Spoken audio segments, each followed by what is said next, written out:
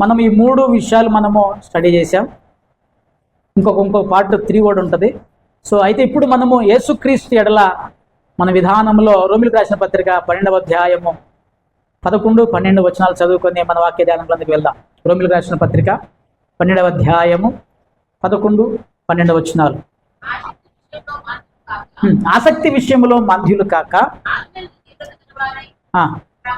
ప్రభువుని సేవించుడి, నిరీక్షణ గలవారై సంతోషించుచు, శ్రమలయందు ఓర్పును గలవారై ప్రార్థన యందు ఉండుడి.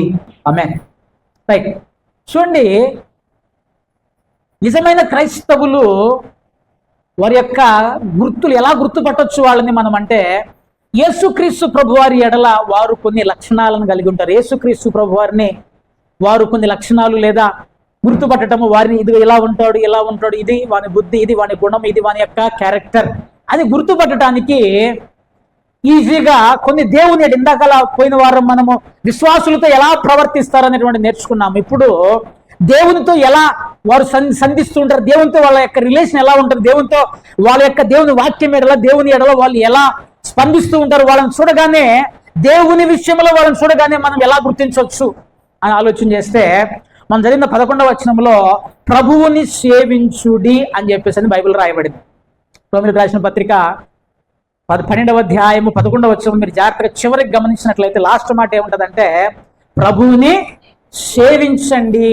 ప్రభువుని సేవించటము అంటే ప్రభువుని ఆరాధించటము, ఇంకా ప్రార్థించటము, పూజించటము, పాటలు పాడటము, వాక్యము ధ్యానం చేయటము, పరిచర్య చేయటము. మీకు ప్రభువుని సేవించండి. హల్లెలూయా. మీకు తెలిసిన ప్రభువుని ఏ విధంగా సేవించవచ్చు మీరు? మీకు తెలిసి ఇవి కాక ఇంకేమైనా ఉన్నాయా? చాలా రకాలుగా నువ్వు సేవించవచ్చు. ఇతరులకు సహాయం చేస్తూ, లేకపోతే దేవుని పేరట. చూడండి, ఇక్కడ స్పష్టంగా బైబిల్ ఏమని తెలియజేస్తుందంటే, మీరు ప్రభువుని సేవించండి. నిజమైన క్రైస్తవుడు ప్రభువుని ఆరాధించేటువంటి వాడిగా ఉంటాడు. ప్రభువుని వాడు చేసేటువంటి ఆరాధన, వాడు చేసేటువంటి పూజ, లేకపోతే అతను చేసేటువంటి వాక్య ధ్యానము, అతను చేసేటువంటి పాటలు, వీళ్ళరా మనం జాగ్రత్తగా ఆలోచన చేయాలి. ప్రభువుని సేవించండి, ప్రభువుని సేవించండి, ప్రభువుని సేవించండి. ఎలా సేవించాలి? ఇది చాలా ప్రాముఖ్యమైనటువంటి అంశం. ఎలా సేవించాలి, ఎలా ఆరాధించాలి, ఎలా పూజించాలి, ఎలా వాక్య ధ్యానం చేయాలి, ఎలా ప్రార్థించాలి? ఏమన్నా 1, 2 ప్రభువుని సేవించడం. మళ్ళా వాక్యం చదవండి, ఆగండి. ఎలా ప్రభువుని సేవించాలయ్యా అంటే 1, 2 కండిషన్స్ రాయబడి. నెంబర్ 1, ఆసక్తి కలిగి. ఆసక్తి అంటే ఏంటి చెప్పండి నాకు? హల్లెలూయా. కొంచెం మేడే ఉండండి. ఆసక్తి అంటే ఏంటి చెప్పండి? ఇంట్రెస్ట్, భయం, ఇంకా ఇష్టపడి, ఇంకా హృదయపూర్వకంగా. మీరు చెప్పేది కరెక్టే. ఆసక్తి విషయంలో మంద్యులు కాక. దీంట్లో మనకి 3 విషయాలు కనపడతాయి ఎలా ప్రభువుని సేవించాలి అనేటువంటి విషయం. ఆసక్తి కలిగి ఇంగ్లీష్లో జీల్ అని రాయబడింది.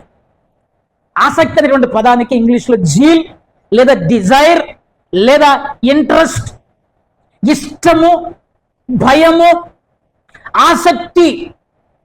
ఈ ఆసక్తి అనేటువంటిది మనకు అర్థం కావాలంటే ఒక చిన్న విషయం చెప్తా. చాలాసార్లు ఈ పదాన్ని మనం వాడుతుంటాం. మనసు పెట్టి ఎక్కడ వాడతాం? చదవట్లేదు ఒకటి పిల్లోడు, మనోడు చదవట్లేడు. ఏం చెప్తాం? అరే మనసు పెట్టి చదవరా. ఏం పెట్టి? ఆసక్తి వెళ్తే వస్తుంది నాయన. నువ్వు మనసు పెడతలేవు, ఆసక్తి పెడతలేవు. పనులు చేసేటప్పుడు ఒక్కొక్కడు గోడ కడితే దగ్గర 3-4 ఇంచులు పైనుంచి కిందకు వచ్చేసరికి 3-4 ఇంచుల గ్యాప్ వస్తుంటుంది. పైన గుండేస్తే కిందకు వచ్చేసరికి 3 ఇంచుల గ్యాప్ ఉంటుంది. ఇట్లా ఎందుకని? అది ఇంట్రెస్ట్గా గడతలేడు. పని ఇంట్రెస్ట్గా. చాలాసార్లు మనం పని చేసేటప్పుడు కొంచెం జాగ్రత్తగా చేయండి. మాట, కొంతమంది మనం ఎంత గదిలిచ్చినా కూడా వాళ్ళు మన మాటలు వినరు. కొంతమంది ఆసక్తి కలిగి మాట్లాడరు. కొంతమంది ఆసక్తి కలిగి. మీకు ఇంకా ఈజీగా అర్థం కావాలంటే, స్త్రీలు కాబట్టి ఈ విషయంలో కొంచెం ఆసక్తి గురించి ఎక్కువ మాట్లాడతారు. ఏంటిది అది?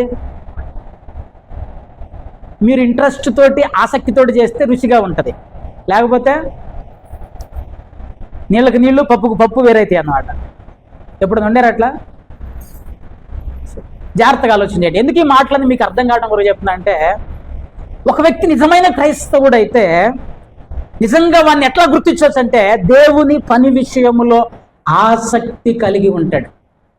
చాలాసార్లు మనకి వేరే వేరే విషయాల మీద చాలా ఆసక్తి కలిగి ఉంటాం. మన పనుల విషయంలో, మన వ్యాపారం విషయంలో, మన ఉద్యోగం విషయంలో, మన యొక్క ఇంకొక విషయంలో పిల్లల విషయంలో, నేను కూడా నా పిల్లల విషయంలో ఇంకొక విషయంలో జాగ్రత్తగా గమనించండి. ప్రభువు దగ్గరకు వచ్చే, ప్రభువుని సేవించే సమయానికి వచ్చేసరికి, ప్రభువుని ఆరాధించే సమయానికి వచ్చేసరికి, ప్రభువుని మనం స్తుతించే సమయానికి వచ్చేసరికి, ప్రభు కొరకు సమయం గడపాల్సిన సమయం వచ్చేసరికి ఈ ఆసక్తి కలిగి మనం ప్రభువుని సేవిస్తున్నామా? ఎంతమందికి దేవుని ఎడల ఆసక్తి ఉంది చెప్పండి. దానికి స్తోత్రం, హల్లెలూయా. ఆసక్తి ఉంటే ఆసక్తిని క్రియలలో బయటపడుతుంది. ఎక్కడ బయటపడుతుంది? క్రియలలో బయటపడుతుంది.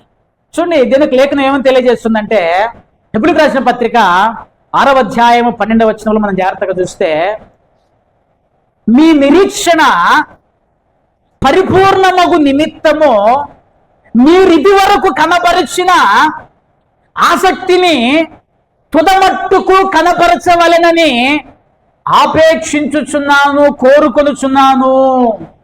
హెబ్రీయులారా, ప్రియమైన దేవుని బిడ్డలారా, మీ నిరీక్షణ పరిపూర్ణమగు నిమిత్తము మీరేం చేయాలి? మీరు ఇది వరకు కనపరిచిన ఆసక్తి అంటే ఏంటిది? ఇంతకుముందు మీకు ఆసక్తి ఉన్నది, దాన్ని చాలా కనపరిచారు. ఆ ఆసక్తిని తుదమట్టుకు కనపరచాలి, దాన్ని బయలుపరచాలి. దాన్ని పట్టుకొని ఆ ఆసక్తి ఎక్కడ డ్రాప్ కాకుండా, ఆ ఇంట్రెస్ట్ ఎక్కడ డ్రాప్ కాకుండా, ఆ యొక్క భయము కానీ భక్తి కానీ ఎక్కడ తగ్గిపోకుండా, ఇంతకుముందు ఆసక్తి ఉన్నది అది చివరి దాకా పట్టకపోయింది అంటే ఏంటిది అర్థం?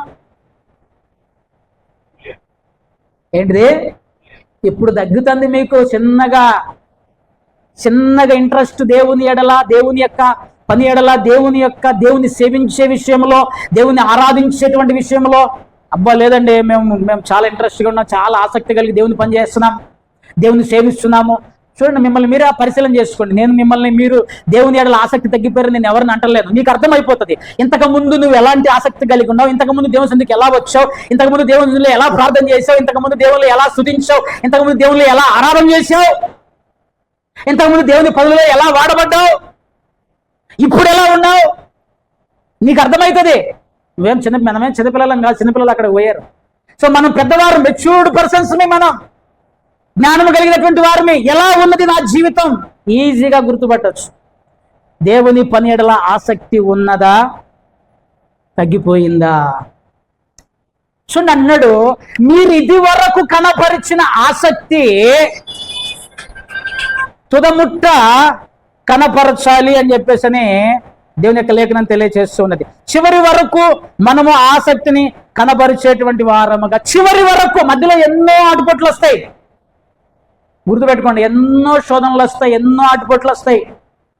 చూడండి ప్రేమిలరా, మనం జాగ్రత్తగా ఆలోచన చేయవలసిన వారమై ఉంటున్నాం. చూడండి, ప్రసంగి గ్రంథము 9వ అధ్యాయము 10వ వచనంలో ఒక మాట రాయబడింది. ప్రసంగి గ్రంథము 9వ అధ్యాయము 10వ వచనం, చేయుటకు ఏ పని అయినను నీ శక్తి లోపము లేకుండా చేయుము. పని అయినను, ఉపాయమైనను, తెలివి అయినను, జ్ఞానమైనను లేదు. చూడండి, స్పష్టంగా ప్రసంగి భక్తుడు ఏమంటుండంటే, చేయుటకు నీ చేతికి వచ్చిన పని ఏం చేయగలుగుతావు? నువ్వు దేవుని కొరకు ఏం పని చేయగలుగుతావు? ఒక పాట పాడగలుగుతావు. ఆ పాట ఎట్లా పాడాలి? ఏమన్నాడు? కండిషన్ ఏంటిది? నీ శక్తి వంచన, శక్తి లోపము, నీ నుంచి లోపం ఉండకూడదు. అరే రాగం బాగా వస్తుందా రాదా చక్కగా పక్కగా పెడదాం. నీ తరపు నుంచి అది హెచ్చు తగ్గులు ఉండొచ్చు, సెకండరీ. అది కానీ నువ్వైతే ప్రయత్నం చేయాలి, శక్తి లోపము లేకుండా ప్రయత్నం చేయాలి. ఎందుకు? మళ్ళా నీకు అవకాశం రాదు. సో ఇంకో పని చేయగలుగుతావు, నువ్వు దేవుణ్ణి ఆరాధించగలుగుతావు, దేవుని స్తుతించగలుగుతావు, దేవుని కొరకు పాట పాడగలుగుతావు. నీకు దేవుని పనిలో ఏదైతే చేయడానికి అవకాశం దొరికిందో, బల్లెవాడు బ్రదర్, అదిగో ఆయనకేమో మైక్ ఇచ్చాడు, నాకేమో బోళ్ళు గడగమన్నారు, అది కూడా దేవుని పనే. గుర్తుపెట్టుకోండి, దేవుని పని అది కూడా. పంచిపెట్టువాడు పంచిపెట్టిట్లో, బోధించువాడు బోధించట్లో, పై విచారణ చేయవాడు పై విచారణ చేయట్లో, హెచ్చరించేవాడు హెచ్చరించట్లో, ఒక్కొక్కరికి ఒక్కొక్క పని ఉంది. ఒక్కొక్కరికి ఒక్కొక్క నీ టాలెంట్, నువ్వేం చేయగలుగుతావు, నీకు దేవుడిచ్చిన అబిలిటీ ఏంటి. చూడండి, శక్తి వంచన లేకుండా నువ్వు దేవునిని మనము ఆసక్తిగా, శక్తి లోపం లేకుండా ఎప్పుడు చేస్తాం? ఇంట్రెస్ట్ ఉందనుకో, ఖచ్చితంగా ఆసక్తి ఉంటే ఖచ్చితంగా మనము ఆ పనిని మనం జరిగించేటువంటి వారంగా ఉంటాం. ఊరికి పోవాలి, పెళ్ళి ఉంది మన చుట్టాలది, బాగా దగ్గర స్నేహితుడి పెళ్ళి, చాలా దగ్గర ఆత్మీయుడి పెళ్ళి, ట్రైన్ వచ్చేసి 9 గంటలకి. నీ ప్రయాణం ఎట్లుంటుంది? పోదాంతి ట్రైన్ మన కొరకు ఆగుతుంది అని అంటారా? మరి ఎందుకని? పోకపోతే మిస్ అవుతుంది. ఎట్లా తయారవుతావు నువ్వు? ఒక రోజు ముందే బ్యాగ్ ప్యాక్ అయిపోతుంది, లగేజ్ ప్యాక్ అవుతుంది. 8:30 9 కంటే 8:30కే నువ్వు రైల్వే స్టేషన్లో ఉంటావు. ఎందుకు? నా మిత్రుని యొక్క స్నేహితుని యొక్క పెళ్ళి, నాకు ఇంట్రెస్ట్ ఉంది అక్కడికి పోవాలని. అప్పుడప్పుడు ఎవరన్నా నన్ను ఎక్కడికన్నా పిలిస్తే ఇంట్రెస్ట్ లేదనుకో, నేను చెప్పినా కూడా అన్నా లేదు కూరకట్ల పెద్దవారు అన్నా అనుకో, ఫోన్ సైలెంట్లో పెట్టేసి పడుకోవటం. ఇక ఎందుకు? ఆసక్తి లేదు. సో దేవునిని మనము ఎలా, దేవుని పనిని మనం ఎలా, సో నువ్వు ఆసక్తి కలిగి ఉన్నావా? చర్చికి అనేసరికి మన టైం, మన ఇష్టం వచ్చిన టైం మనకు ఉంటుంది. నీ లోపము లేకుండా. చూడండి ప్రేమిలారా, కొరింథీయులకు రాసిన మొదటి పత్రిక 15వ అధ్యాయము 58వ వచనం. కొరింథీయులకు రాసిన మొదటి పత్రిక 15వ అధ్యాయము 58వ వచనం. కాగా నా ప్రియ సహోదరులారా, వ్యర్థము కాదని ఎరిగి స్త్రీలను కదలని వారును ప్రభువు కార్యాభివృద్ధి యందు ఎప్పటికీ ఆసక్తులనై ఉండుడి. ఇక్కడ మంచి కొన్ని మాటలు చెప్తున్నాడు. ప్రియ సహోదరులారా, మీ ప్రయాసము ప్రభువునందు వ్యర్థము కాదు. నేను ఇంతకుముందు కూడా ఈ స్టేట్మెంట్ చెప్పాను, మీరు అబ్జర్వ్ చేశారో లేదా? నువ్వు చేసే పని, నువ్వు చేసే ఆరాధన, నువ్వు చేసేటువంటి కష్టము ప్రభువునందు వ్యర్థము కాదు. నిన్ను గుర్తించేటువంటిది ఎవరు? దేవుడు గుర్తిస్తాడు. మనుషులు గుర్తించకపోవచ్చు, ఈవెందో నేను కూడా మిమ్మల్ని గుర్తించకపోవచ్చు. మరలా చెప్తున్నా, గుర్తుపెట్టుకోండి, మనుషులు మిమ్మల్ని గుర్తించలేదని దేవుని పనిలో వెనకబడమాకండి. ఆసక్తి సన్నగిలిపోయి మాకండి. నువ్వు చేసేటువంటిది దేవునికి, నువ్వు ఆరాధించేటువంటి దేవుని, నువ్వు పాడేది దేవుని కొరకు, నువ్వు చేసే ప్రతి పని, నువ్వు కడిగేది దేవుని జ్ఞానమే నిమిత్తము కనుక వ్యర్థము కాదు అని ఎరిగి ఎట్లుండాలట? స్థిరులను కదలని వారును ప్రభు కార్యాభివృద్ధి యందు ఎప్పటికీ. హల్లెలూయా. ఎప్పటికంటే అంటిల్, చివరిదాకా. మధ్యలో డ్రాప్ అయిపోకూడదు, మధ్యలో తగ్గిపోకూడదు ఆసక్తి. ప్రేమలరా, మనము చివరి వరకు పోరాడేటువంటి వారంగా, ప్రభు కొరకు నిలబడేటువంటి వారంగా ఉండాలని ఆయన చెప్తున్నారు. ప్రభువు కార్యాభివృద్ధి యందు, ప్రభువు యొక్క కార్యముల యందు ప్రభువుని సేవించండి, ప్రభువుని సేవించండి. ఎలా సేవించాలి? ఆసక్తి కలిగి. చూడండి, మీరు జాగ్రత్త, ఇతను నిజమైన క్రైస్తవుడేనా అంటే ఎలా గుర్తుపెడతావంటే, దేవుని పనుల విషయంలో ఆసక్తి కలిగి ఉంటాడు. దేవుని యొక్క పని విషయంలో మీరు జాగ్రత్తగా గమనించండి. లోపల ఖచ్చితంగా ఇదిగో ఈ మనిషి ఎలా ఉన్నాడు, మిమ్మల్ని చూస్తే, మిమ్మల్ని మీరు చూసుకుంటే అర్థమైపోతుంది. ఆసక్తి కలిగి అని లేఖనం తెలియజేస్తుంది. దేవునికి స్తోత్రం. హల్లెలూయా. రెండవది ఏం చెప్తున్నాడు? మాంద్యులు కాక. మాంద్యంతో ఉండడు. మాంద్యం అంటే ఏంటిది? మాంద్యము అనే మాటకు అర్థం ఏంటిది? సోమరి. ఏంటిదే? సోమరితనం. మాంద్యం అనే మాటకు అర్థము సోమరితనం, నిరుత్సాహం. నిరుత్సాహం అంటే పోదాంతి ఏం కాత్తి చివరికి పోయి కలుసుకున్న అయిపోతుంది. సోమరితనం.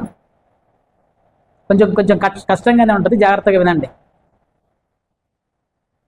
స్నేహితుడి పెళ్ళి అంటేనేమో 5ంటికే లేచావు, ఆదివారం ఆరాధనంలోనే ఈరోజు రెస్ట్ ఇంకొంచెం ముసుగా, 7 అయ్యింది కొంచెం ముసుగేసుకో, 8 అయింది ఇంకొంచెం ముసుగేసుకో, 10 అయ్యింది, చర్చి 10ంటికే. ఏమర్థమవుతుంది? ఎలా ఉన్నాం, మన దేవుని ఎలా సేవిస్తున్నాం? స్కూల్కి ఎవడన్నా 10ంటికి అన్నప్పుడు 8 గంటలకు స్కూలు, 10:30కి ఎవడన్నా పోతాడా? మీ పిల్లల్ని ఎప్పుడన్నా పంపించారా? ఎందుకన్నా మమ్మల్ని ఇట్లా ఇబ్బంది పెడతా ఉంటారా? నిజమైన క్రైస్తవుడు వాడు సోమరిగా ఉండడు. ఒక అరగంట ముందు లెగిస్తే ఒక అరగంటలో ఏమి కోట్లు వస్తాయి మనకి? ఒక గంట సమయంలో ఏమి కుప్పలు సంపాదించేసేస్తాము. మాంద్యులు కాక సోమరితనంగా ఉండద్దు. పోదాంతి అన్న, ఎట్లా అక్కడ పోయినా మనకు మైకి రాదు, పాటలు పట్టని చిన్నంగా పోదాంతి. ముందు వస్తే ఎందుకు రాదు? ముందు వచ్చినా రాకపోయినా టైం ప్రకారమే అవుతుంది. అది పోదాంతి ఏముంది, బాధపడమాకండి. అది నిజమైన క్రైస్తవుడి యొక్క లక్షణం. వాడిని ఇట్లా గుర్తుపట్టవచ్చు అంతే. మాంద్యులు కాక, నిరుత్సాహం అన్నిటిలో. ఓ చిన్న పని జరగకపోతే నిరుత్సాహము, ఒక అనుకున్నది జరగకపోతే నిరుత్సాహం, ప్రార్థనలో నిరుత్సాహం ఉండకూడదు. చూడండి ప్రేమికులారా, బైబిల్ ఏం తెలియజేస్తుందంటే మత్తయి శుభవార్త 25వ అధ్యాయం 24వ వచనంలో, ఇది గుర్తుపెట్టుకోండి మీరు జాగ్రత్తగా, ఈ మాట గుర్తుపెట్టుకోండి. మరలా ఒక రోజు మనల్ని దేవుడు అడిగేటువంటి సమయం వస్తుంది. 24, 25, 26 వచనాలు చదువుదాం. మత్తయి శుభవార్త 25వ అధ్యాయం 24, 25, 26 వచనాలా? వచ్చి అయ్యా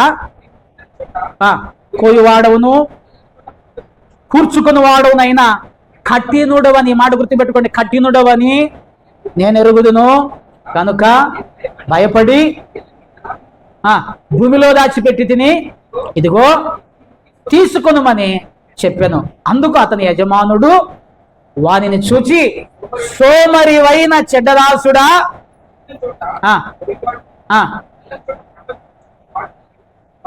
చాలు.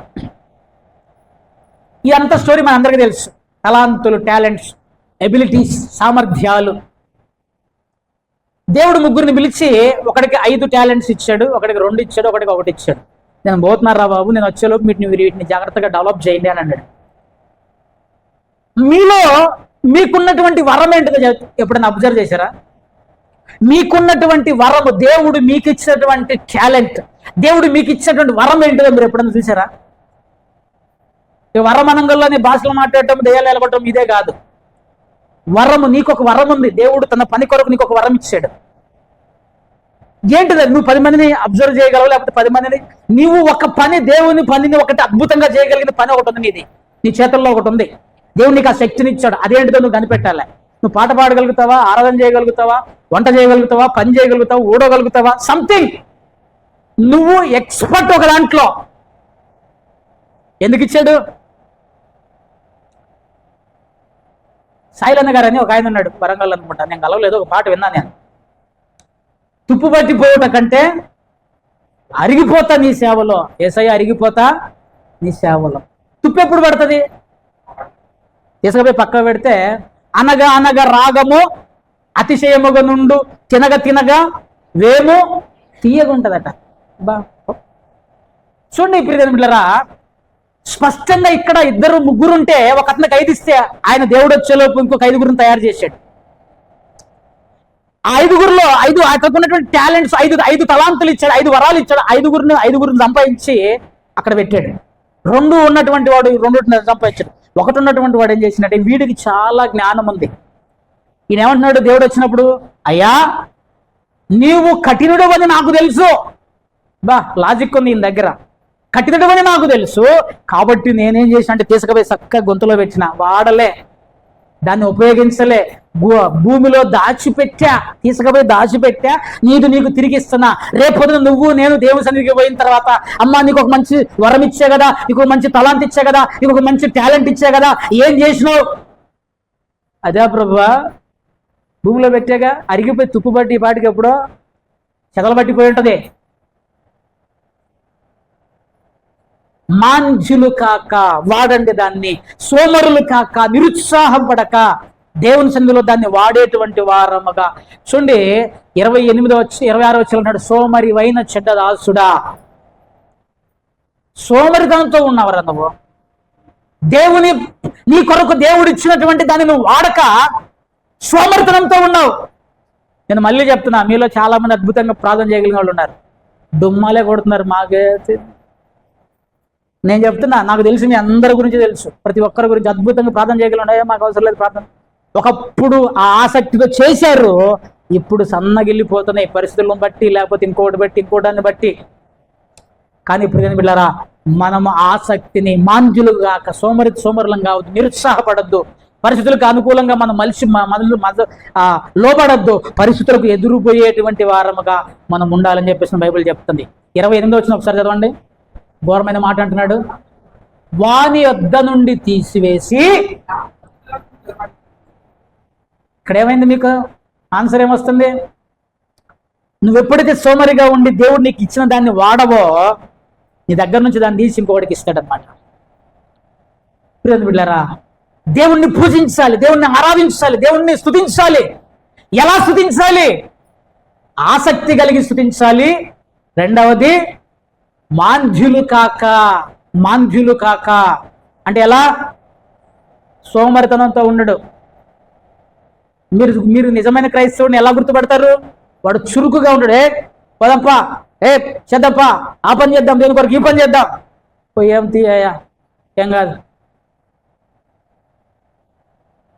అలాంటి వాడు నిజమైన క్రైస్తవుని వృత్తిగానే గుర్తుపట్టచ్చు. దేవుని ఎడల వాని యొక్క ప్రయాణం ఎట్లా ఉంటుంది. మూడవది అక్కడే రాయబడింది, రోమిలకు రాసిన పత్రిక 12:11 మరలా చదవండి. మాంద్యులు కాక తీవ్రత గలవారై ప్రభువుని సేవించండి. ఆత్మయందు తీవ్రత. ఆత్మలో తీవ్రత అంటే ఆత్మలో తీవ్రత.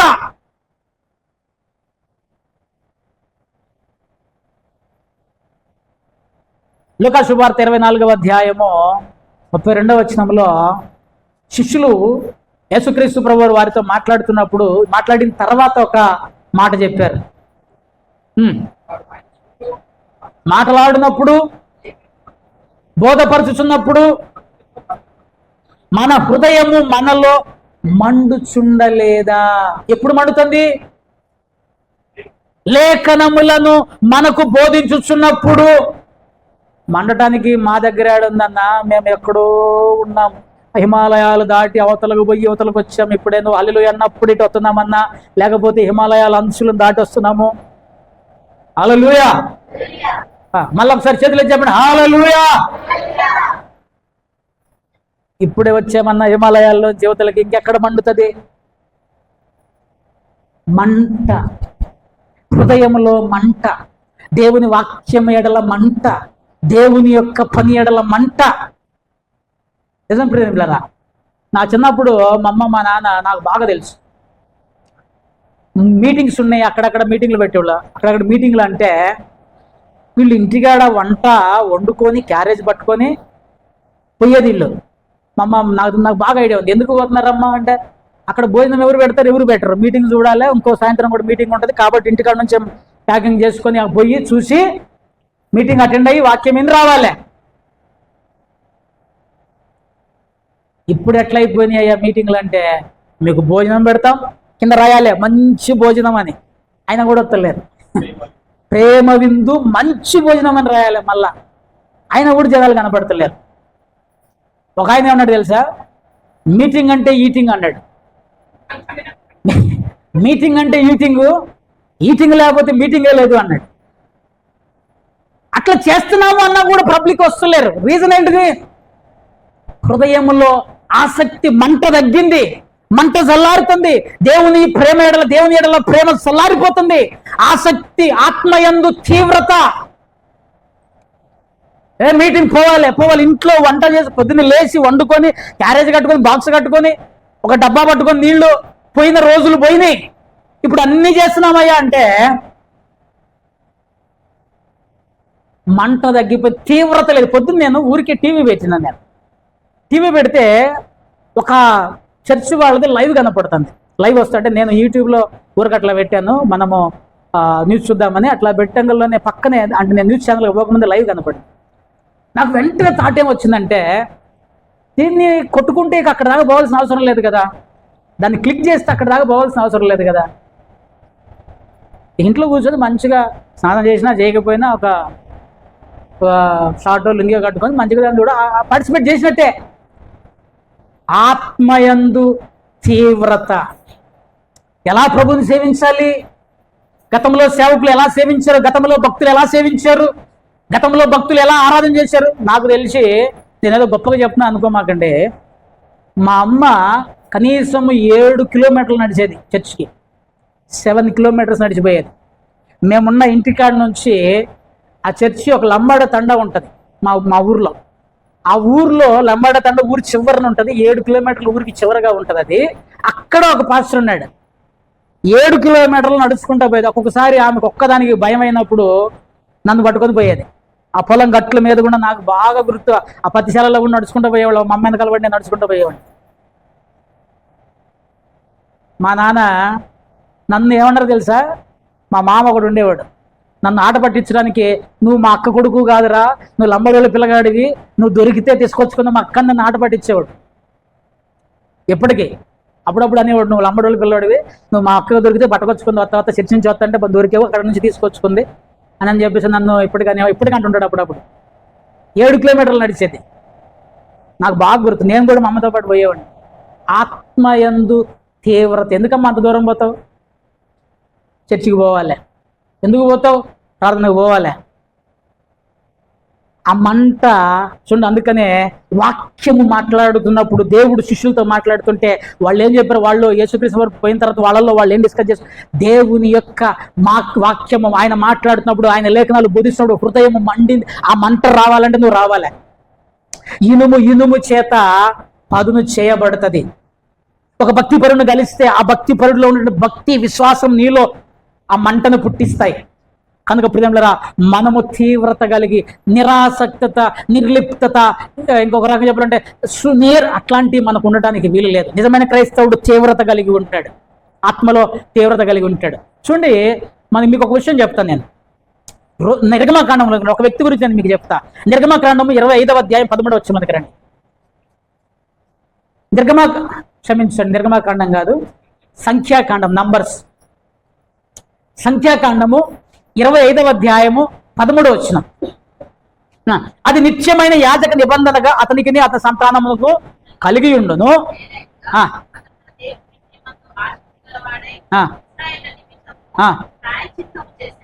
ప్రాయశ్చిత్తము చేసెను. ఎవరి అతడు?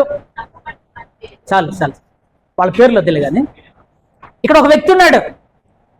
ఈ వ్యక్తి గురించి దేవుడు స్టేట్మెంట్ ఇస్తున్నాడు.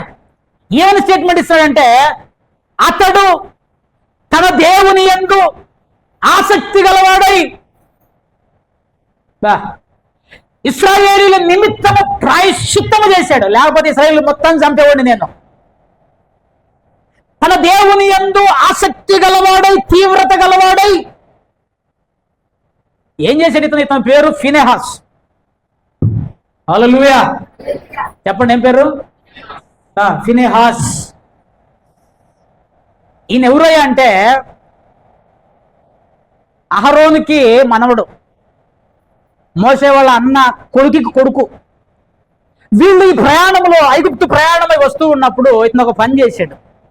ఏం పని చేశాడో చెప్తా. చూడండి, 8వ వచనం చదవండి. ఏం పని చేశాడో చెప్తా. అక్కడ రాయబడింది. దేవుడు ఎందుకు ఒక్కడిని, అంతమంది ఇశ్రాయేలీల పక్షంగా ఒక్కడిని ఎందుకు మెచ్చుకున్నాడంటే, సమాజం నుండి లేచి చేత పట్టుకుని ఇశ్రాయేలుని వెంబడి వెళ్ళి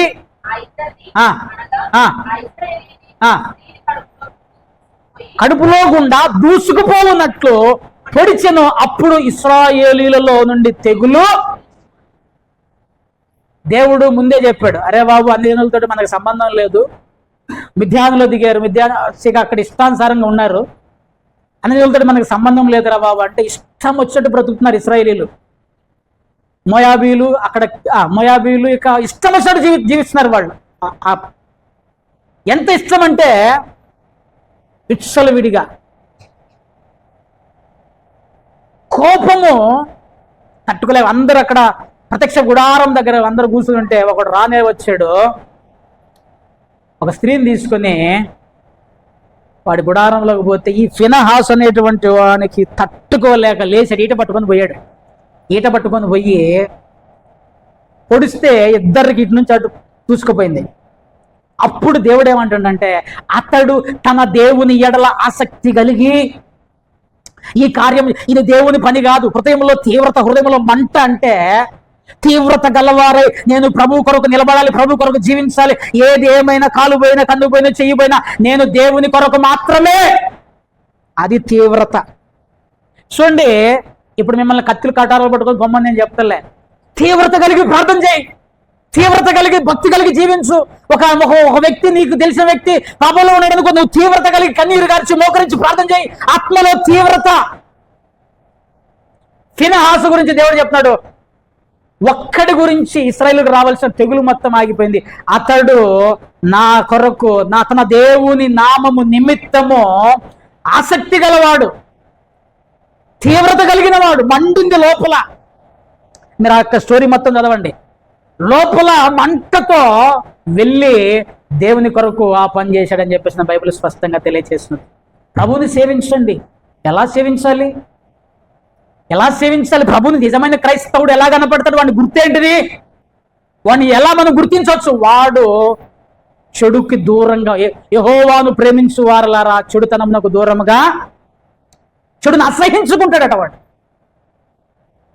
ప్రభుని నేను సేవిస్తాను, నేను ఆరాధన చేస్తున్నాయి. చూడండి ప్రేమలరా, నిజమైన క్రైస్తవుడు ఎలా ఆరాధన చేస్తాడంటే, మొదటిది ఏంటిది? ఆసక్తి కలిగి ఆరాధన చేస్తాడు. హల్లెలూయా! ఆసక్తి కలిగి ఉంటాడు. వాడిని ఆసక్తిని బట్టి నువ్వు గుర్తించవచ్చు. రెండవది, సోమరిగా ఉండి మాంద్యులుగా ఉన్నాడు. మూడవది, తీవ్రత. ఏంటిది? తీవ్రత కలిగి ఉంటాడు.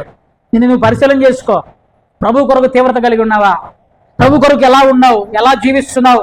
ఎలా మనం బ్రతుకుతున్నాం? ఎలా ఆలోచన చేస్తున్నాం? ఎలా నడుస్తున్నాం అనేటువంటిది మనము ఒక మాట అన్నాడండి, సంఘానికే చెప్పాడు. మొదట నీకుండిన ప్రేమ, నువ్వు మొదటి ప్రేమను మరచితివి.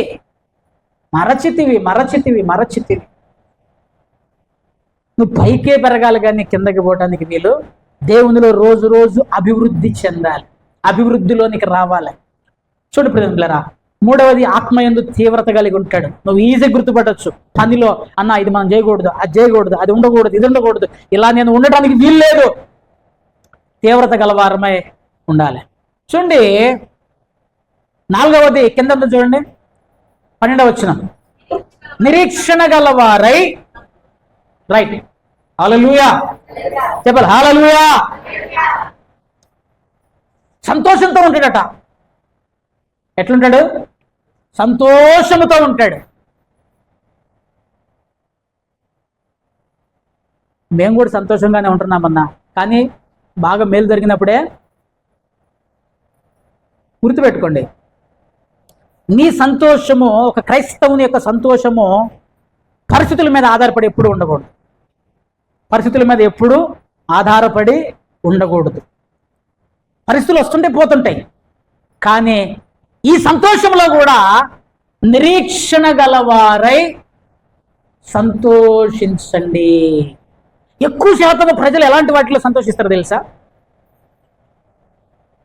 సినిమా, సీరియల్, జోక్స్, మాటలు, విందు, వినోదాలు, వీటిల్లో ఎక్కువ సంతోషించేటువంటి వారుగా ఉన్నారు. నీ సంతోషం ఎక్కడ ఉండాలో తెలుసా? క్రీస్తులో నిరీక్షణ మీద ఉండాలి. ఒక చిన్న మాట చెప్తాను నేను.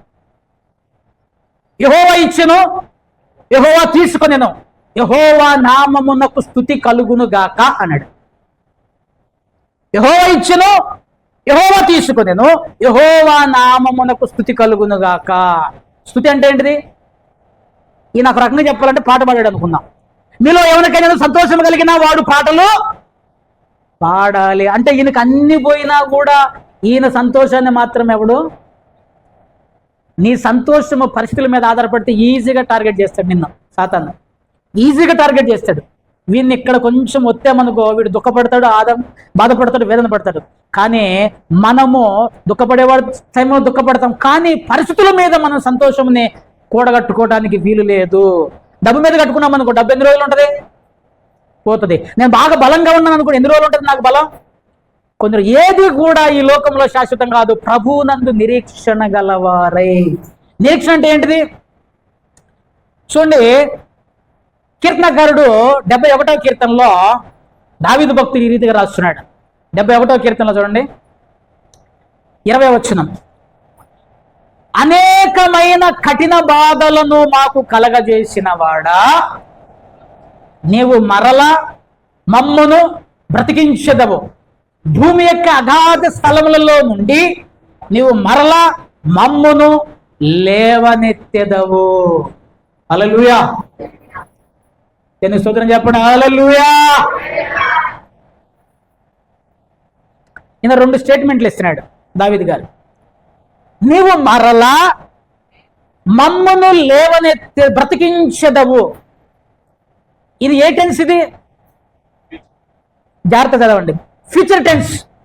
ఇప్పుడు నేను కఠిన బాధల గుండా పోతున్నాను, అయినా నువ్వు మరలా నన్ను బ్రతికిస్తావు. భవిష్యత్తు నిరీక్షణ. నువ్వు భవిష్యత్తులో ఈ రోజు కాదు ప్రభువా, ఖచ్చితంగా నన్ను దీవిస్తావు. కిందకి ఏమంటాడు, నువ్వు అగాధ స్థలములలో నుండి, నేను ఇప్పుడు అగాధములో ఉన్నా, కానీ నీవు మరలా మమ్మును లేవనెత్తుదువు. ఏ టెన్స్ ఇది? ఇది కూడా ఫ్యూచరే. మరలా లేవనెత్తుతావు, మరలా బ్రతికిస్తావు, మరలా నువ్వు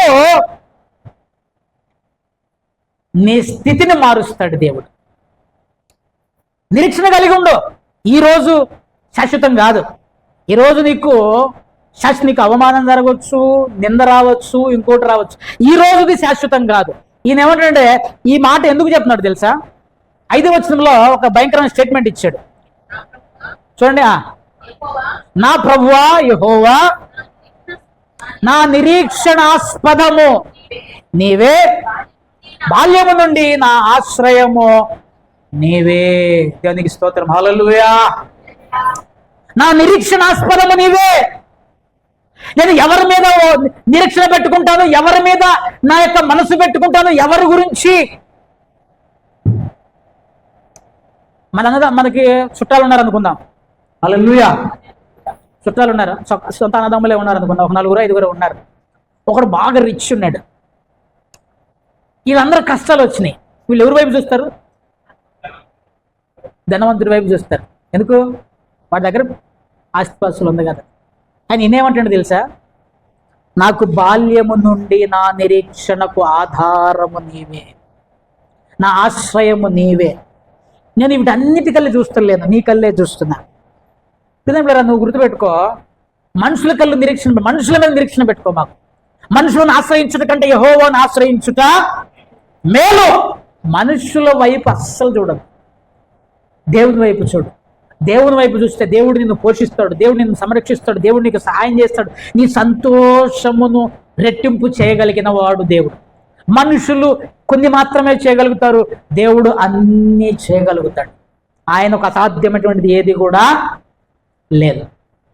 ప్రేమికులారా, అందుకనే దావీదు భక్తుడు తన కష్టంలో 20వ వచనంకి వచ్చేసరికి ఏమంటాడంటే, నన్ను నీవు మరలా లేవనెత్తుతావు, భవిష్యత్తులో ఖచ్చితంగా జరుగుతుంది.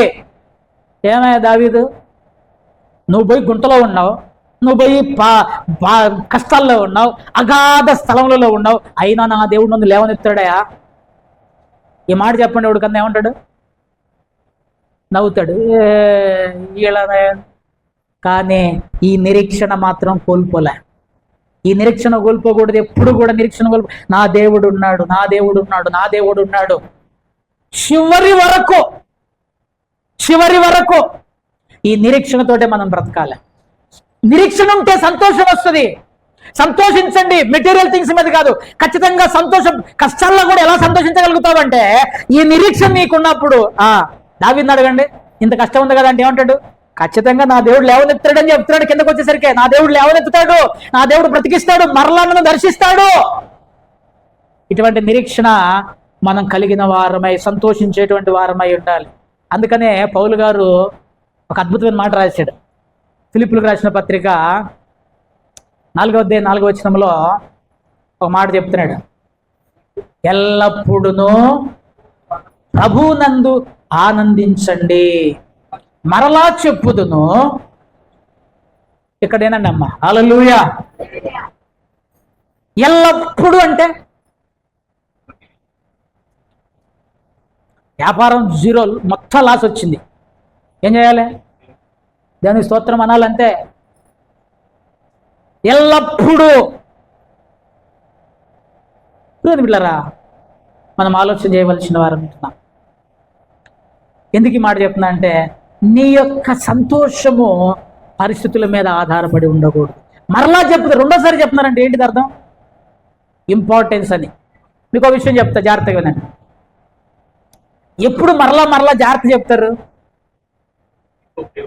ఎక్కువ ప్రేమ ఉన్నప్పుడు, రెండవది ప్రాబ్లం ఉన్నప్పుడు, అన్నిటికంటే ఎక్కువ ఎప్పుడు ఆందోళన చెందుతూ జాగ్రత్త చెప్తారంటే, అరే జాగ్రత్త జాగ్రత్త జాగ్రత్త అని ఎప్పుడు చెప్తారు తెలుసా?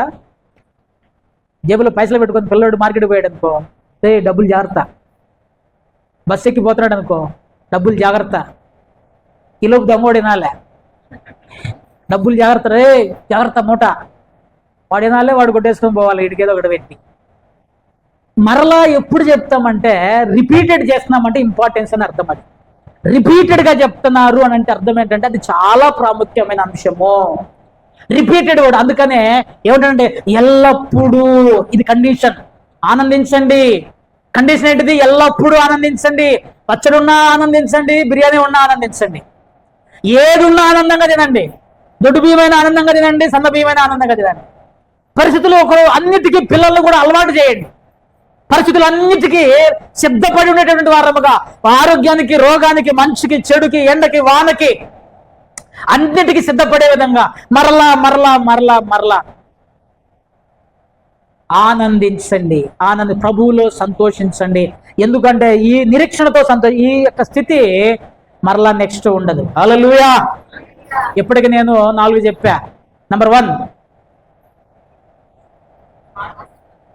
నేను ఇప్పుడు ఇంకా అరగంట కూడా కాలే, అందరు చెప్పాలి. నెంబర్ 1, ఎలా ప్రభువుని సేవించాలి? మనం ఆసక్తి కలిగి ఉంటాడు. ఎట్లా గుర్తుపడతాం నిజమైన క్రైస్తవుని? ఆసక్తి కలిగి ఉంటాడు దేవుని పనిలో. రెండోది మాంద్యులు కాక, అందరు చెప్పాలి, చెప్పండి, మాంద్యులు కాక సోమరులు కాకుండా ఉంటాడు. మూడవది తీవ్రత, ఆత్మలో తీవ్రత కలిగి ఉంటాడు. 4వది ఎల్లప్పుడూ సంతోషంగా ఉంటాడు. 5వది కంటిన్యూస్ చదవండి. రోమిలకు రాసిన పత్రిక 12వ అధ్యాయము 12వ వచనం, శ్రమలయందు ఓర్పు గలవారై. రండి. నిజమైన క్రైస్తవుని ఎలా గుర్తుపట్టచ్చు? ఓర్పుతో ఉంటాడట. ఎట్లుంటాడు? ఓర్పుతో ఉంటాడు. మనం ఎట్టున్నాం? నిప్పులు వేసిన ఉప్పులా ఉన్నాం. నిప్పుల్లో ఉప్పు ఎట్లుంటది? ఎప్పుడు నేర్చి చూసారా? అసలు నిప్పుల్లో ఉప్పు ఎప్పుడు నేర్చి చూసారా?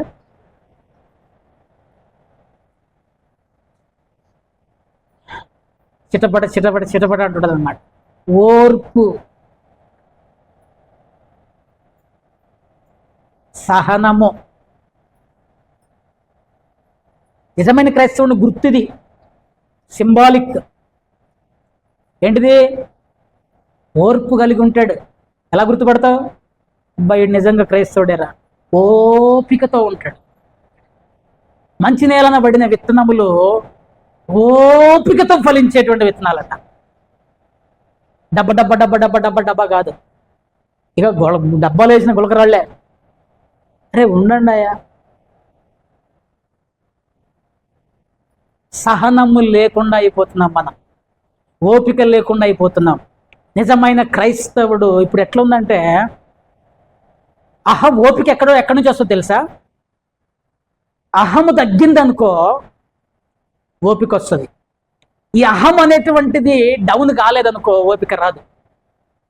నేను మళ్ళా చెప్తున్నా, ఈ అహం అనేటువంటిది తగ్గకపోతే, నేను అనేటువంటిది తగ్గకపోతే ఓపిక అనేటువంటిది రానే రాదు. 15 సంవత్సరాల పిల్లగాడిని ఒక మాట అని చూడండి, పోతున్నా పో. ఎన్ని సంవత్సరాలు వాడికి?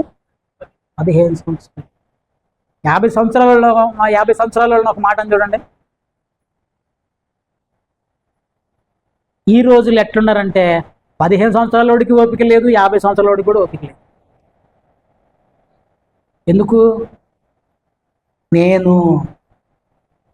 నేను అనేటువంటిది తగ్గనంత కాలము ఓపిక అనేటువంటిది రాదు. ఓపిక రానంత కాలము నీ జీవితము సాఫీగా సాగదు. నేను మరలా చెప్తున్నా, మా అమ్మ చచ్చిపోయింది కానీ నాకు ఒక సూత్రం చెప్పిపోయింది, ఒకే ఒక సూత్రం. ఏం చెప్పింది? మళ్ళీ మీకు ఆ సూత్రం చెప్తా, చాలామందికి ఉపయోగపడితే వాడుకోవచ్చు. నీకు కోపం వచ్చిందనుకో, 2 మాటలు గట్టిగా మాట్లాడుతున్నావు అనుకో, మీ ఆవిడ నీ దగ్గర ఉండొద్దు, పక్క జరిగిపోవాలి, ఎదురు నిలబడకూడదు. మీ ఆవిడకు కోపం వచ్చిందనుకో, మగోడిని నన్ను అంటావా అని నువ్వు ఎదురు నిలబడొద్దు. పక్కగా ఆమె 2 మాటలు కోపంతో అంటుంది అనుకో, నేను ఏమనుకుంటాం, మా వంశం ఏమనుకుంటున్నావు అని అనొద్దు, పక్క జరిగిపో. 2 నిమిషాలు పక్కగా జరిగితే, ఇది ఇద్దరికి వర్తిస్తుంది ఈ సూత్రం. 2 నిమిషాలు పక్కగా జరిగితే నీ కుటుంబము ఓపికత చక్కగా ఉంటుంది. బిడ్డలారా, ఇద్దరికి ఉండాల్సిమా, మా ఆయన పక్క జరుగుతుందని చెప్పేసి ఎవరికి అని అనమాకండి. ఇక ఏదో ఒక రోజు బరెస్ట్ అవుతాడు. ఇక అర్థమవుతుందా? సో ఓపిక చూడండి. శ్రమల యందు ఓర్పు. సాధారణంగా శ్రమలలో, కష్టములో కోపం ఎక్కువ వస్తుంటుంది. మీకు ఒక చిన్న ఎగ్జాంపుల్ చెప్తా. పనికి పోయావు, వ్యాపారం లాస్ వచ్చింది, డబ్బులు ఏం తీసుకురాలే, ఇంటికి వచ్చావు. ఇంటికి వచ్చిన తర్వాత భర్తని ఏమే ఒక 2 మాటలు అంటుంది. ఏం చేసినావు? అన్ని డబ్బులు 2 మాటలు అనుకో, ఏమొస్తుంది అప్పుడు? ఇంత కష్టపడ్డాను, ఇంత శ్రమ పడ్డాను, అయినా కూడా నన్ను తిడుతున్నావు, కోపం వస్తుంది. గుర్తుపెట్టుకోండి, కోపము అనేటువంటిది దేవుని యొక్క నీతిని నెరవేర్చదు. కొంచెం ఆలోచన చేయాలి. ఓపిక. నిజమైన క్రైస్తవ ఎంత ఓపిక ఉండాలో తెలుసా? ఇద్దరి గురించి నేను మీకు చెప్తా. యేసుక్రీస్తు ప్రభువారిని గుద్ది, కళ్ళ గంతలు కట్టి గుద్ది ఒక మాట అన్నారు, నేను కొట్టినోడు ప్రవచించానంటే ఆయన ముఖము మీద ఉన్ని ఆయన తిరిగి మాట్లాడా? ఒకరోజు మదర్ తెరీసా గారు, ఇది ఇంతకుముందు కూడా చెప్పినాను, ఒక అన్యుడి దగ్గర పోయి వాళ్ళు ఉన్నటువంటి ఆ యొక్క పిల్లల కొరకు, అనాథ పిల్లల కొరకు ఏదన్నా డొనేషన్ అడగడానికి పోయిందట. పోతే చేయి చాపితే వాడు ఏం చేసినట్టే గట్టిగా ఉమ్మేసినట్టు చేతిలో, అయ్యా పిల్లల కొరకు ఏమన్నా చేయండి అని అంటే ఉమ్మేసినట్టు చేతిలో. మనమైతే ఏం చేస్తాం? నేనైతే ఆ తీసేవాడు ముఖానికి వేసి బాధేసేవాళ్ళు, అంత కోపం ఉంటుంది మనకి కదా. ఆ యొక్క మదర్ తెరీసా గారు దాన్ని ఇట్లా పట్టుకొని, ఇది నాకు ఇచ్చినావు నాయన, ఆ భేదవాళ్ళ కొరకు ఏమన్నా ఇయ్యని ఇంకో చేయి చాపింది. ఆ భేదవాళ్ళ కొరకు ఏమన్నా ఇవ్వు. వాడి మనసు కదిలిపోయి, ఎంత సహనం ఎక్కడిది, ఎంత ఓపిక ఎక్కడిది మీకు? నాకు ఈ సహనం ఇచ్చిన వాడు యేసు, నాకు ఈ ఓపిక ఇచ్చిన వాడు యేసు. యేసుక్రీస్తును కలిగి ఉంటే నీకు ఓపిక ఖచ్చితంగా రావాలి, సహనము ఖచ్చితంగా రావాలి, నెమ్మది ఖచ్చితంగా రావాలి. ఎగురుతున్నాం, డ్యాన్స్ చేస్తున్నాం, ఏ కోపం నాయన నేను బిడ్డలారా, ఎందుకు పనికిరావు అవి? వాటి వలన మనకు ప్రయోజనం లేదు. చూడండి, తెస్సలోనికి రాసిన 2వ పత్రిక 1వ అధ్యాయము 4వ వచనం. తొందరగా తెస్సలోనికి రాసిన 2వ పత్రిక 1వ అధ్యాయము 4వ వచనం. ఈ తెస్సలోనిక సంఘంలో ఉన్న విశ్వాసుల గురించి పౌలు గారు ఒక అద్భుతమైన మాట చెప్తున్నాడు. జాగ్రత్తగా వినండి, వీళ్ళ కండిషన్స్ చూడండి. మీ హింసలన్నిటిలోనూ, మీరు సహించుతున్న శ్రమలలోనూ మీ ఓర్పును విశ్వాసమును చూచి మేము దేవుని సంఘములలో మీ యందు అతిశయపడుచున్నాము. హల్లెలూయా, చెప్పండి హల్లెలూయా. దేవుని సంఘములలో, మీ శ్రమలలోనూ, మీ హింసలన్నిటిలోనూ మీరు సహించుచు, మీరు కనబరుస్తున్న ఓర్పును మేము వేరే సంఘాలకు పోయినప్పుడు మీ గురించి మేము అతిశయపడి చెప్తున్నాం. గర్వంతో చెప్తున్నాం మీ గురించి. తెసలోనిక సంఘస్థులు చాలా సహనము కలిగిన వారు, తెసలోనిక సంఘస్థులు ఓర్పు కలిగిన వారు, నెమ్మది కలిగిన వారు, కష్టాలలో, బాధల్లో, దుఃఖాల్లో అని చెప్పేసి మీ గురించి మేము వేరే సంఘాలలో అతిశయంతో చెప్తున్నాం. మీ గురించి నేను చెప్పాలి పోయి, మా సంఘస్థులు చాలా నెమ్మదస్తులు, ఓర్పు కలిగిన వాళ్ళు, నా మాట ఏండ్రు. అంతేనా? నేను చెప్పకపోయినా మీ గురించి దేవుని యొక్క సన్నిధిలో రాయబడి ఉంటుంది. అన్నీ చూస్తా. అంటే నేను నా సహనము, మీ సహనం, అందరికీ సహనము చాలా అవసరం, ఓర్పు చాలా ప్రాముఖ్యం. ప్రియులారా, ఓర్పు గొప్ప ద్రోహ కార్యములు జరగకుండా ఆపుతుంది. ఎగిరెగిరి మాట్లాడితే ఎంతసేపు, కానీ దాని వలన పర్యవసానం ఎలా ఉంటుందో మనం ఆలోచన చేయాలి. సహనం కలిగి నిజమైన క్రైస్తవుడు ఓర్పు కలిగి ఉంటాడు. యాకోబు రాసిన పత్రిక, ఒక వ్యక్తి ఓర్పు గురించి మనం ఇప్పుడు జస్ట్ ఒక నిమిషం చూద్దాం. 5వ అధ్యాయము 11వ వచనం. యాకోబు రాసిన పత్రిక, సహించిన వారిని ధనులనుకొనుచున్నాము కదా, వింటిరి, కనికరము గలవాడని మీరు తెలుసుకొని ఉన్నారు. యోబు యొక్క సహనమును గూర్చి మీరు వింటిరి. విన్నారా యోబు గురించి ఎప్పుడన్నా? హల్లెలూయా. ఇట కూడా వచ్చాడు, నీ పశువులు తీసుకుపోయారు, ఇటు నుంచి ఇంకోటి వచ్చాడు, నీ యొక్క మేకల మందలు అన్నీ పోయినాయి, ఇంకోటి వచ్చాడు, నీ ఉన్నటువంటి కొడుకులు, నీ కూతురున్నటువంటి ఇల్లు కూలిపోయి మొత్తం చచ్చిపోయారు. మెహా అయితే అక్కడ నాకు తెలిసి క్యాలిక్యులేషన్ చేసుకుంటే ఒక గంటన్నర టైం వేసుకోండి, 2 గంటలు వేసుకోండి, లేకపోతే ఒక రోజు వేసుకోండి. ఒక రోజులో ఊజు దేశములోనే బాగా ధనవంతుడు బికారుడైపోయాడు. ఇంకొక రోజుకి కురుపులు వచ్చేసినాయి, కూర్చున్నాడు, గీరుకుంటున్నాడు. ఇక మిగిలింది ఎవరు ఆయనకి? ఎవరమ్మా? భార్య వచ్చింది, పాపం తల్లి చూసింది. ఈయన మరి అక్కడ దేవుడు దేవుడు దేవుడు, ఈమె వచ్చి ఒక చిన్న స్టేట్మెంట్ ఇచ్చింది. ఈ బాడీ లాంగ్వేజ్ ఎలా ఉంటుంటుంది అంటారు, ఆలోచన చేయాలి మీరు. బాడీ లాంగ్వేజ్ అక్కడ ఆమె పలికిన మాట, ఎన్ని రోజులు ఎలా ఉంటావు చూడండి. ఆ మాట చదువుదాం చూడండి. ఒక మాట పలికింది ఆమె. ఆ మాట బాడీ లాంగ్వేజ్ మనం కొంచెం స్టడీ చేయాలి. యోబు గ్రంథము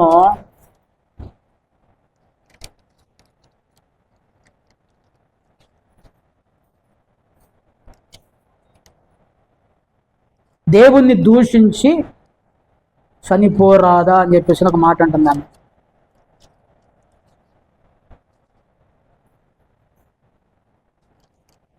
జాగ్రత్తగా చూస్తే చదవండి. ఎంత? 8, 9. జాగ్రత్త 2:9. అతడు 8 నుంచి కూడా చదవమ్మా. అతడు ఒళ్ళు గోకు కొనుటకై చిల్ల పెంకు తీసుకొని బూడిదలో కూర్చుండగా అతని భార్య వచ్చి, వదలకుందువా కమ్మనెను, నువ్వు ఇంకా యథార్థత వదలకుందువా, దేవుణ్ణి దూషించి. ఈ బాడీ లాంగ్వేజ్ ఎట్లా ఉంటుంది అంటారు? ఏమది? అయ్యా, ఎన్ని రోజులు బాధపడతావు, ఎంత కష్టం అనుభవిస్తావు, దేవుడిని ఒక మాట చెడమాట అని చెప్పేసి చచ్చిపో అందా? ర్యాష్గా ఉంది మనిషి.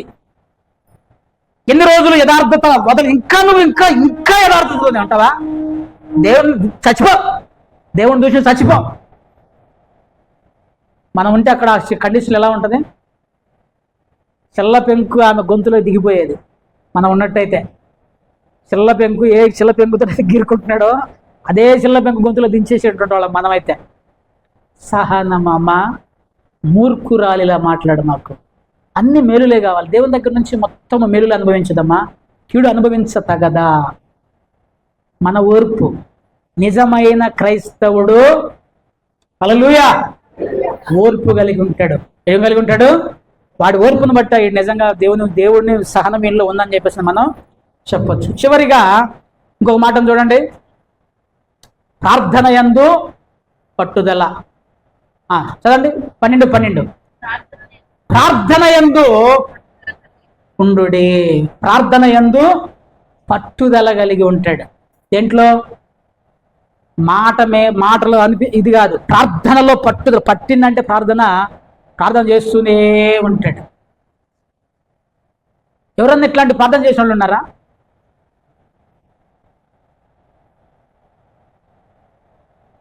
ముప్పై 32 సమయం అవుతుంది కాబట్టి నేను కొంచెం ముందుకు వెళ్తున్నా. ఆదికాండం 32వ అధ్యాయము 26వ వచనం. ఈ ఒక్క మాట చదవండి నాకు. ఈ స్టోరీ అంతా 24 నుంచి 28 వరకు ఇవన్నీ ఉంటాయి. చదవండి. 26వ వచనం ఒకటి చదవండి. ఆదికాండం 32, 26. ఆయన తెల్లవారుచున్నది కనుక నన్ను పోనిమ్మనగా నీవు నన్ను ఆశీర్వదించితేనే గాని. రైట్, ఇక్కడ జాగ్రత్తగా రండి. దీని మీద నేను ఒకసారి గంటన్నర వాక్యం కూడా చెప్పినాను. ఎంత కాన్సెప్ట్ కాదు. ప్రార్థనలో పట్టుదల కలిగి దేని కొరకు ప్రార్థన చేస్తాం మనం? పట్టుదల కలిగి భారముతో ఏ విషయాల కొరకు ప్రార్థన చేస్తాం? నువ్వు దేని కొరకు ప్రార్థన చేస్తావు? అసలు జనరల్గా ప్రార్థనలు దేని కొరకు చేస్తాం? అవసరతల కొరకు. ఏటి కొరకు? జాగ్రత్తగా వినమ్మా. అవసరతల కొరకు, ఫైనాన్షియల్ నీడ్స్ కొరకు. ప్రభువా నాకు అప్పులు ఉన్నాయి, నాకు ఇది లేదు, అది లేదు, అది కావాలి, కారు కావాలి, బంగ్లా కావాలి, ఇంకోటి కావాలి. పట్టుదల. ఈయన కూడా ప్రార్థన చేస్తాడు. నన్ను ఆశీర్వదించితేనే కానీ నేను నిన్ను పోనీయను. నిజంగా ఈయన దేని కొరకు ప్రార్థన చేస్తున్నాడు? ఆశీర్వాదం అంటే ఏ ఆశీర్వాదం కొరకు ప్రార్థన చేస్తున్నాడు? మనం ఇక్కడ కొంచెం ఆలోచన చేస్తే, కొంచెం పైకి చదివితే వాళ్ళ అన్నకి నా కానుక పంపించాడు. చూడండి, 14వ వచనం 15వ వచనం. ఇది పోయిన ఆల్రెడీ పేరులో మనం స్టడీ చేసినాం. వాళ్ళ అన్న ఏశావుకి ఈయన కొంత కానుక ఇస్తున్నాడు. కానుక గారికి చూడండి, మళ్ళీ అప్పు కాదు, కానుక 200 మేకలు. ఎంత కాస్ట్ ఎంత ఉంటుంది? 200 మేకల ఖరీదు ఎంత ఉంటుంది? ఆలోచన చేసుకోవాలి. ఒక మేక ఈరోజు 6,000, 7,000, 8,000 దాకా ఉంది. 200 మేకలు, 10 మేకపోతులు.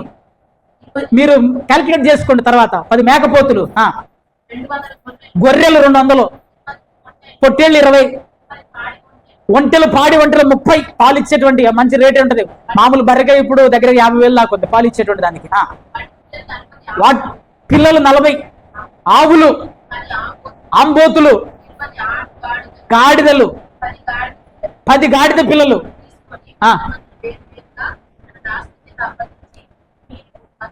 సార్, నా కాన్సెప్ట్ ఏంటంటే, ఈయన ఎంత రిచెస్ట్ పర్సనో మనం చూస్తున్నాం ఇక్కడ. ఎంత ఆస్తిపరుడో. ఒక కానుక ఇట్లా సింపుల్ గా 1 కోటి రూపాయల ఆస్తిని ఇట్లా కానుకుంచుకున్నా అని చెప్పేసి ఇవ్వగలిగినటువంటి ఆస్తిపరుడు. ఇటువంటి వాడు నన్ను ఆశీర్వదిస్తే తప్ప నేను నిన్ను బోనియను అంటున్నాడు.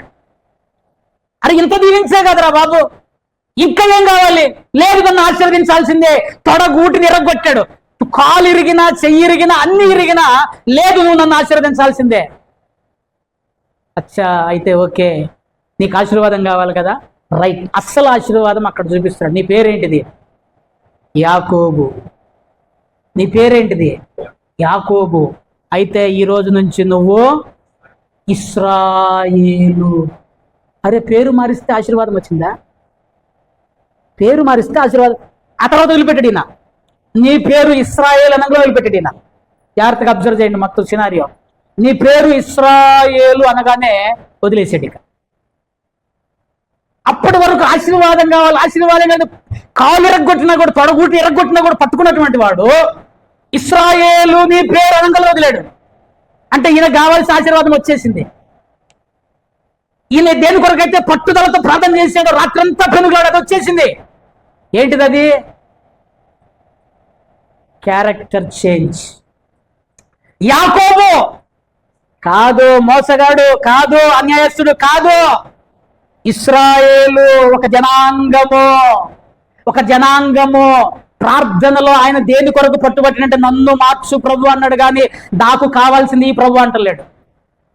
నన్ను మార్చు ప్రభువా, నా జీవితాన్ని మార్చు ప్రభువా, నా బ్రతుకును మార్చు ప్రభువా. నన్ను ఆశీర్వాదం అంటే నీ బ్రతుకు మార్పు, నీ జీవితం మార్పు, నీ యొక్క జీవితంలో జరిగే పట్టుదల కలిగి దాన్ని పట్టాడుక. అన్ని మేకలు ఉన్నాయి కదా, అవి కాదు నాకు కావాల్సింది. అంత అది కాదు కావాల్సిందే. నన్ను ఆశీర్వదించు. ఏం ఆశీర్వది? నా గుణమును, నా స్థితిని, నా పేరును సమాజంలో నన్ను దొంగ అనుకుంటున్నారు, సమాజంలో మోసగాడు అనుకుంటున్నారు. అది కాదు నాకు కావాల్సింది. నా జీవితం మార్చబడాలి, అది నీతోనే అవుతుంది. యేసు తప్ప నిన్ను మార్చగలిగిన వాడు ఇంకోటి లేడు. మనలో చాలా మంది చాలా రకాల గుణాలు కలిగి ఉన్నాం. దేవుని నమ్మకం ముందు చాలా ఒక్కొక్క స్టోరీ. వ్యభిచారం, పౌలు గారు అయితే ఏమన్నాడు తెలుసా? ప్రధాన పాపిని, ఈ భూమి మీద ఉన్న పాపులందరిలోకి ఫస్ట్ పాపి నేనే అన్నాడు. అటువంటి నన్ను తన కృప చేత, తన కనికరమ చేత మార్చి ఈరోజు ఆ దేవునికి స్తోత్రాలు అని చెప్పి మనము కూడా ఇంకా అదే స్థితిలో ఉండొద్దు. యాకోబులా ఉండొద్దు. యాకోబు అయిపోయింది. ఇప్పుడు మనం ఇశ్రాయేలీలుగా మారాలి, ఇశ్రాయేలుగా మార్చబడాలి. ఎందుకు రాత్రి అంతా కాళ్ళు ఎరగొట్టుకొని మరి బతిమలాడిండంటే, నా జీవితాన్ని మార్చు. నాకు కావాల్సింది కాదు, అవి వస్తాయి పోతాయి. ఈ సంవత్సరం మంచి వ్యాపారం జరుగుతుంది, వచ్చే సంవత్సరం డల్ అవుతుంది, వ్యాపారం జరగదు. అవి పరిస్థితుల మీద ఆధారపడలే. నా జీవితాన్ని మార్చు ప్రభువా, నా బ్రతుకును మార్చు ప్రభువా. వదల్లే ప్రజని బిడ్డ, దేవుని పట్టుకో, దేవుని పాదాలు పట్టుకో, దేవునితో పెనుగులాడు, దేవునితో కొట్లాడు. మార్చు ప్రభువా నన్నని పట్టుదల కలిగి ప్రార్థన చేయి.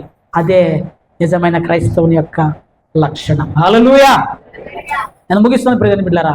చూడండి, నిజమైనటువంటి క్రైస్తవుడు దేవుని ఎడల ఎలాంటి విధానం కలిగి ఉంటాడు. దేవుని ఎడల, యేసుక్రీస్తు ఎడల వాని యొక్క క్యారెక్టర్ ఎలా ఉంటుందంటే, వాడిని ఎట్లా గుర్తించవచ్చు అంటే, మనం ఎలా వాడిని ఈజీగా గుర్తించవచ్చు అంటే, వాడు ప్రభువుని సేవించేటువంటి వాడుగా, ప్రభువుని ఆరాధించేటువంటి వాడుగా ఉంటాడు.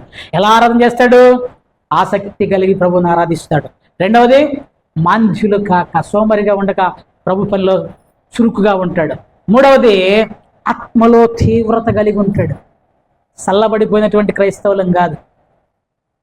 మరి ఇది ఎంతవరకు నిజమో నాకు తెలియదు, కానీ ఇప్పుడు ఇన్న నెహ్రూ గారు అనేవాడట, క్రైస్తవులు నిద్రపోతున్న సింహాలు అని. ఏమన్నారట? నిద్రపోతున్నా. ఏం ఉపయోగం నిద్రపోయే సింహంతో? నిద్రపోయే సింహాల్లా ఉండదు మనం. తీవ్రత జూలు వెదిలిచిన కొదమ సింహాల్లాగా మనం ఉండాలి. సో తీవ్రత గలవారమై ఉండాలి. నాలుగవది, సంతోషించాలి. ఎప్పుడు ఎలా విధంగా నిరీక్షణ కలిగి సంతోషించేటువంటి వారమై ఉండాలి. ఐదవది, ఓర్పు. మళ్ళా గుర్తుపెట్టుకోండి, ఓర్పు. మాట అంటే తిరిగి తీసుకోవటము అసాధ్యం. సహనంతో ఉండండి, ఓపికతో ఉండండి. అదేవిధంగా ప్రార్థన యందు పట్టుదల. దేని కొరకు పట్టుదల కలిగి ప్రార్థన చేయాలి? నీ జీవితం యాకోబు ఇశ్రాయేలుగా మార్చబడటం కొరకు మనం ప్రార్థన చేయాలి. మన జీవితం మార్పు కొరకు ప్రార్థన చేయాలి. అన్నీ వస్తాయి. దేవుడు నిన్ను వదిలిపెట్టడు. నువ్వు ఈ లోకంలో ఏదైతే కోరుకుంటున్నావో అవన్నీ ఇస్తాడు. కానీ ముందు నువ్వు మారు. ఆయన రాజ్యాన్ని వెతుకు, ఆయన నీతిని వెతుకు, అన్నీ మీకు అనుగ్రహించబడతాయి. ఈ రకమైన గుర్తులు చూడగానే ఇది రైట్, ఈయన నిజమైనటువంటి ఇటువంటి లక్షణాలు కలిగి ఉంటాడు. అటువంటి లక్షణాలను మనందరం కలిగి ఉందముగాక. ఆమేన్. దేవుడు మనల్ని దీవించిన గతల వంచండి. ప్రార్థన చేసుకున్నాం.